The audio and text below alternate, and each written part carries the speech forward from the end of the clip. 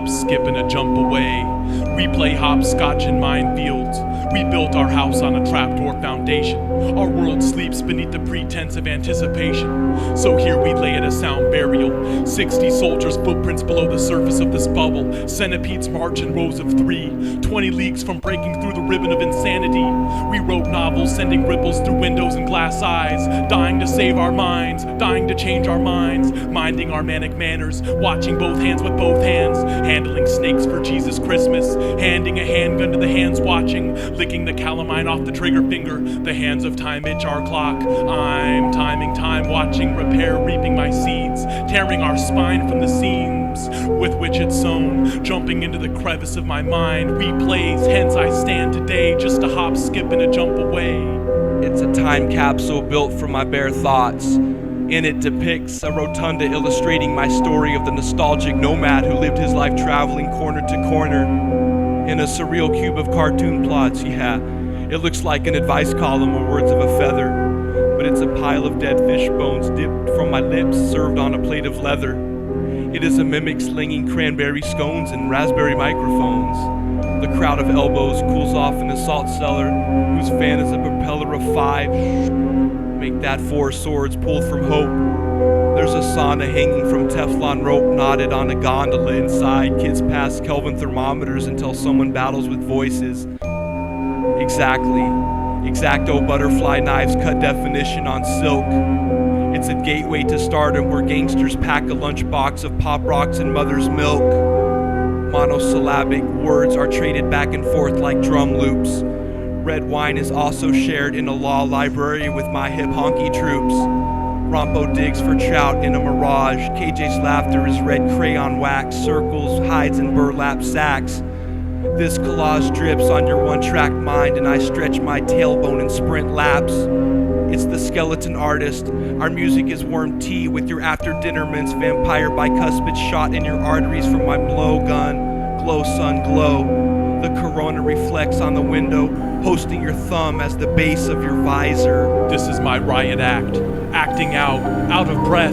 I breathalyze my drunken death. Death is my next of kin. I'm kinematically balancing on a bulbous ball, bald from neglect. Therefore I'm electing to neglect its spirograph descent to rigidity for critically ripping me from my lungs. Hung out to dry with the sun's testicles, I testify. Time testing a hangman's life, alive in silence. Siding with my sliding windows to the outside, I sight a lighthouse and I spy a sundial. Dialing 33333 repeatedly, I speak to God directly, dropping pens in clarity.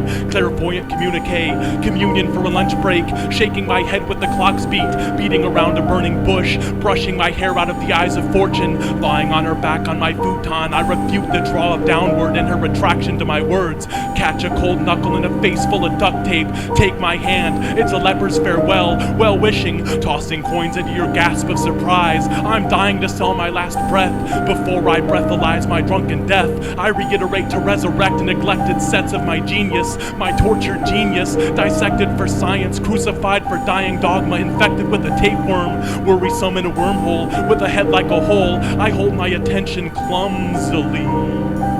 Hostages intervene.